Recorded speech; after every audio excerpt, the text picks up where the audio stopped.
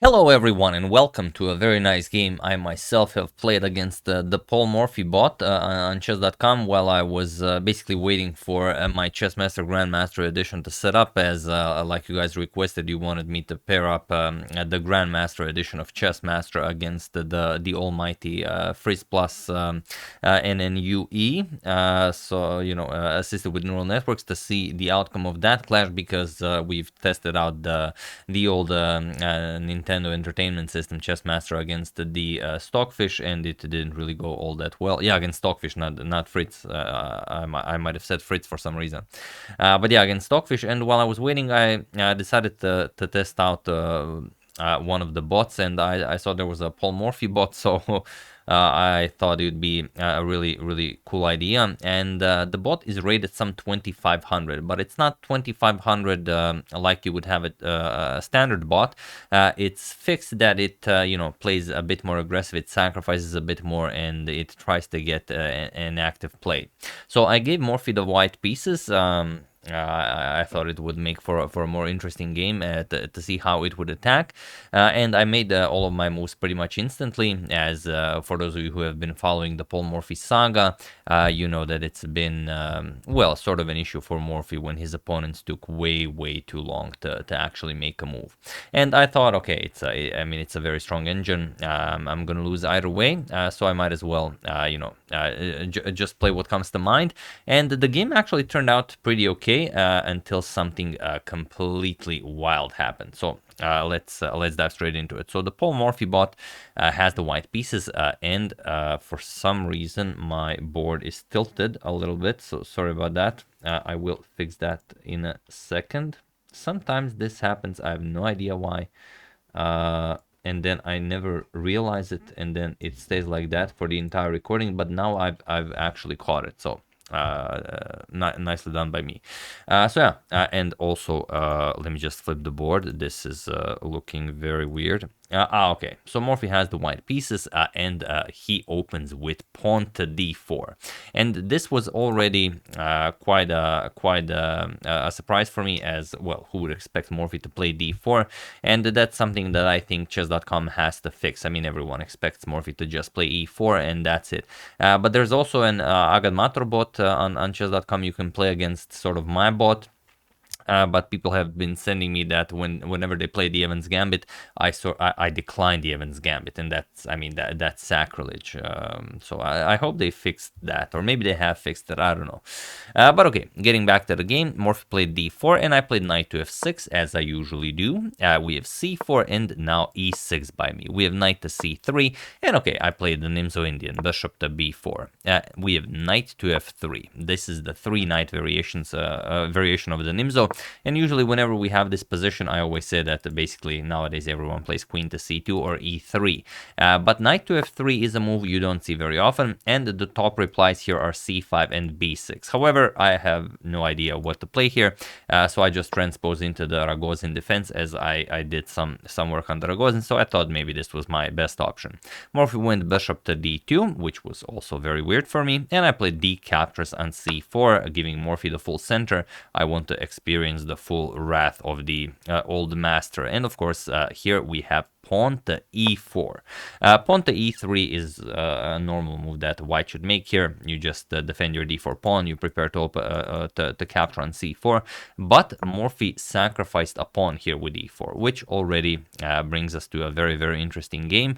And it's not a good move, but I have to play a very forcing line. I have to play bishop captures on c3, and after bishop captures, capture the pawn. He will capture on c4, I will capture here, b captures on c3, and this will give me a very good position. I'm gonna play knight d7, bring the knight to f6, play b6, put the bishop on this diagonal, and there's really nothing there's not much to worry about. Let's say castles, rook to e1, b6, the bishop will be developed, and black has a fine position and no standard worries like you have in the Nimzo Indian or the Ragozin defense, where white can harass you along the c file, or maybe with some queen a4 ideas, attacking a7, blocking the c6 square. So those are some of the ideas that are non-existent here. So this would have been best, but I never even considered capturing on e4, as I mean, I'm playing against an engine. I thought, of course, the pawn cannot be captured. So I just castled here, and now Morphy played e5. I played knight to d5, and here we have bishop captures on c4.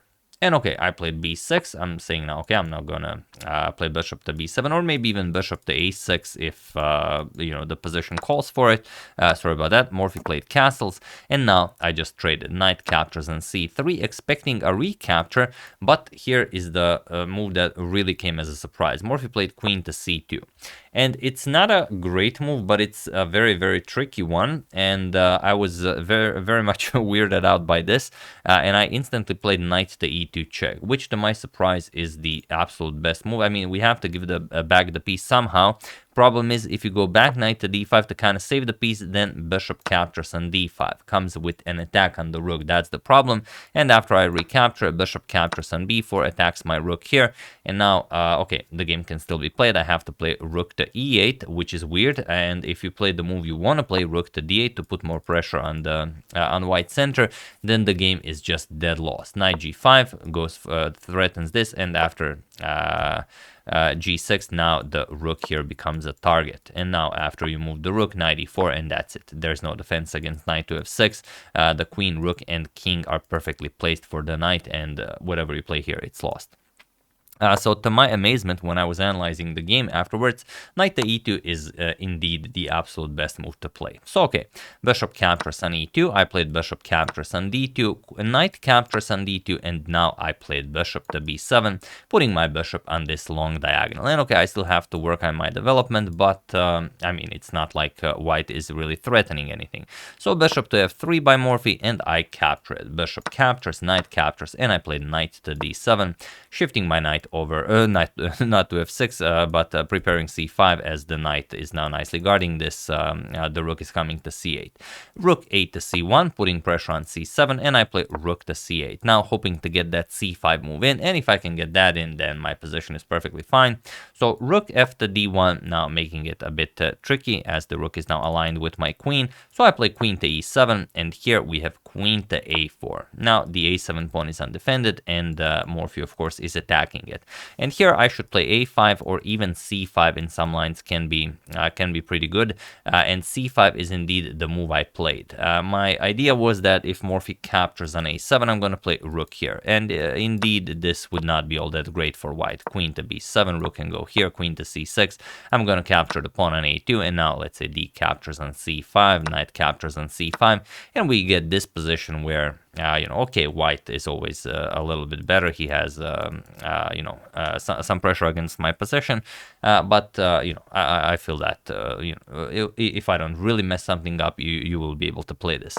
So instead, Morphy, instead of going for this, Morphy played pawn to d5 again, continuing in great style, as one would expect of the great Paul Morphy. E captures on d5, I played rook captures on d5, and now as my a7 pawn is kind of hanging, I played knight to b8. And again, to my amazement, it is the strongest move recommended by the engine. I am defending this pawn with my queen. Rook c to d1, Morphy now gains full control over the d file, and I play rook f to d8. I want to trade everything along the d file, and then enjoy a nice endgame. And here we have rook to d6. It seems like you could just trade here. For example, rook captures, rook captures, rook captures, queen captures, and grab the pawn. However, his back rank is weak. Queen e1 would be checkmate, so that's out of the question. So here Morphy played rook to d6, and my position is still fine. I can either trade here, or I could you know, just wait and see what happens, play some like h6, but basically best is to trade and then offer a queen trade, and then fight against this past d6 pawn, which again is very far advanced and strong, but with some a few good moves, you should be able to counter white's position. However, here after rook to d6, I played well, up until this point I played a reasonably good game, not a great one. If it was a real engine and not a Morphy engine, he would have crushed me a long time ago. But here I played knight to c6, and I felt very good about my position. I added another defender to the a7 pawn, added another defender to the rook, added another attacker to the e5 pawn. So what could go wrong here? Well, feel free to pause the video and well, show everyone what could go wrong here while I give you a couple of seconds and win the game for Morphy. Have at it.